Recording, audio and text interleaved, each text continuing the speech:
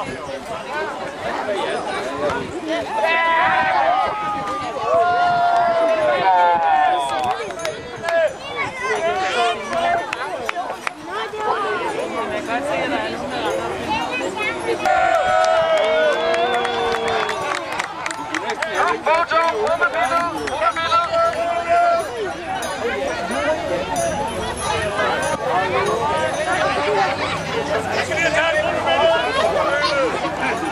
herover på den her side af nettet. Skal vi stå på den anden side? Ja, det er dig. Og strandteamene skal selvfølgelig være forrest.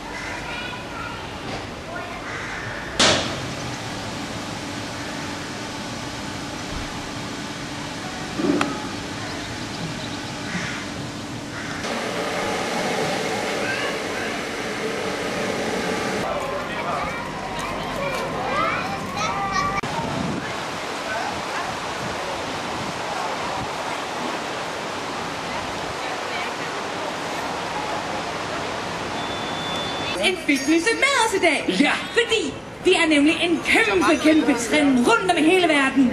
Ved du, hvad det er for noget? Hvad er det? Skal jeg sige det? Okay, sig det. Det er simpelthen spændende. Det er Zumba! Ja, det der, hvor man lige skal bevæge hofterne lidt. Lad være med det. Lad være med det. Nej, okay, det skal jeg ikke gøre så. Du er helt på dans på det der. Ja. Men vi har en dame med, der simpelthen er så skarp til det der med Zumba. Og når han kommer ind, skal I klappe helt vildt meget af. Det er fitnessen, Karina!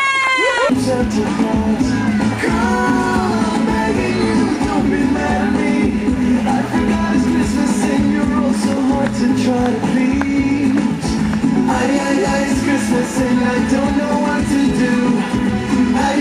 It's Christmas and the big red balls are turning kisses underneath the magic mistletoe. Girl, my gift of love is coming from the heart. Peace on earth, goodwill to all. Start trying where we are. Everybody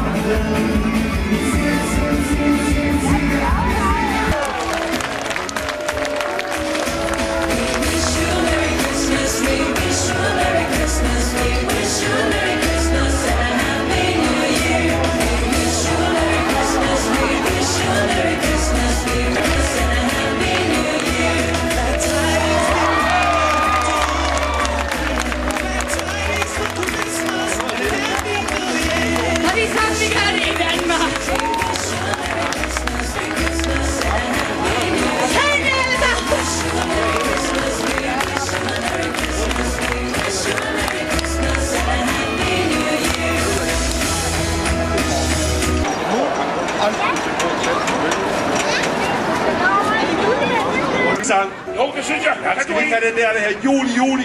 Den er lavet specielt til julemandens verdenskongres. Vær så god til sprøjtenissen.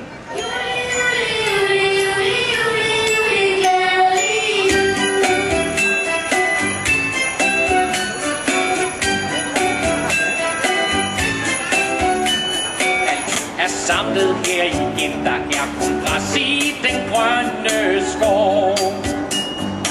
Julen står for døren, og alle nissebørn har julelys i øjnene og har den nisse sjov.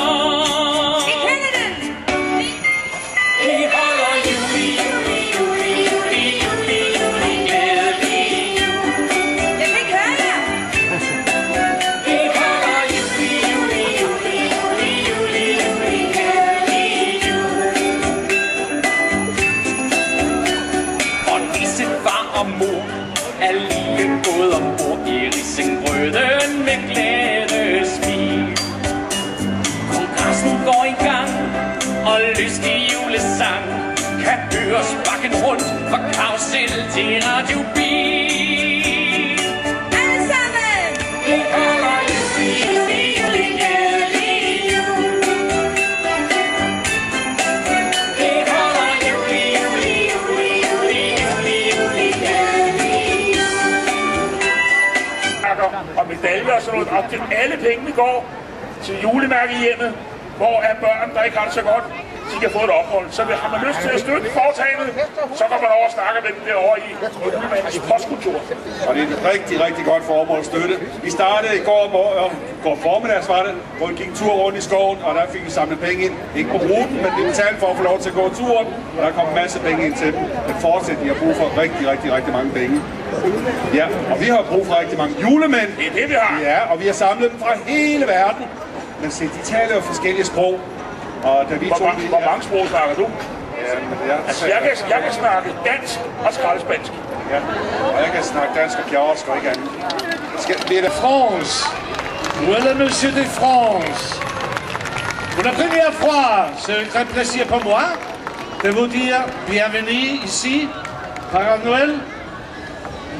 Bienvenue ici à Bakken. C'est la première fois que vous restez ici.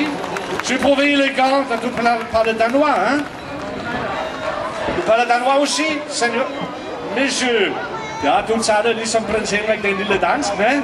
Ja. Bienvenue. Nous sommes pris. Nous sommes très froids. C'est très chaud. Man siger, det er koldt. Altså, er det koldt? Maintenant, c'est très chaud, hein? Bon. Mais du façon, bienvenue.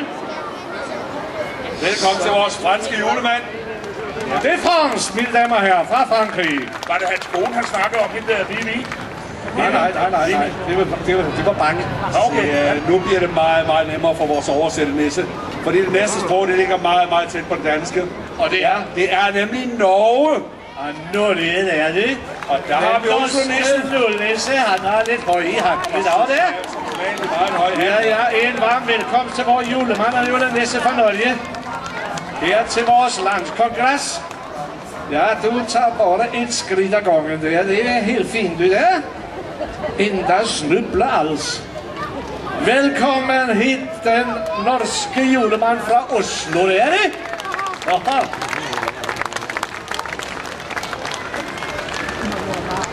Hvad så, Pierre? Hvad sker der så?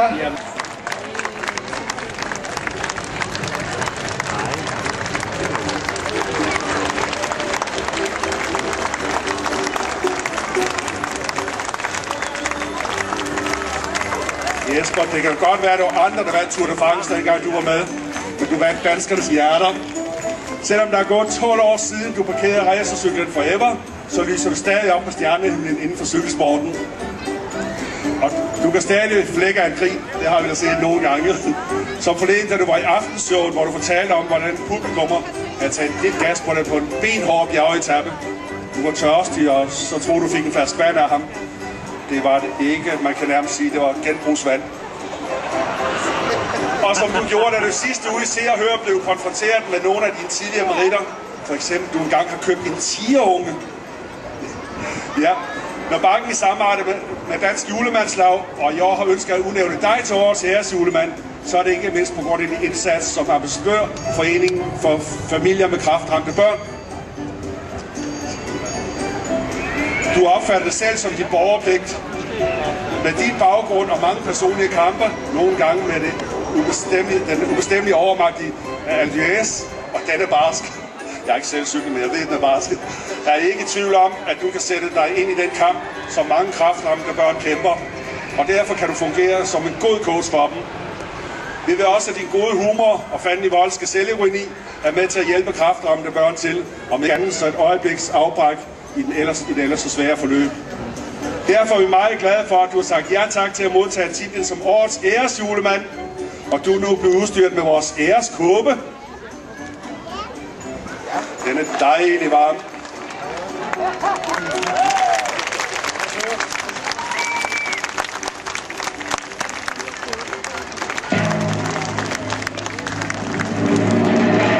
Og du skal selvfølgelig også have kronen. En stor hånd til. Og et diplom som bevis på, at du går over til æresjulemand 2012 til Julemændenes Verdenskongressbund Dyrsbakken.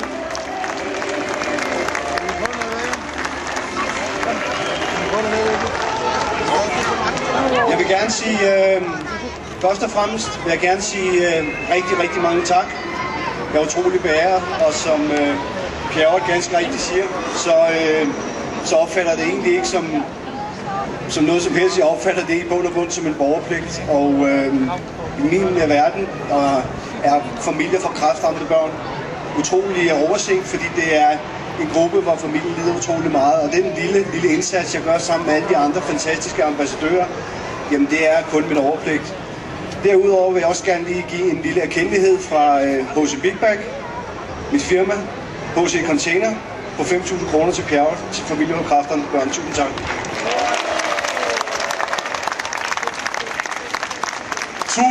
Tusind tak. Den skal jeg nok give videre til familier med kræftramte børn, og du får lov til at se op.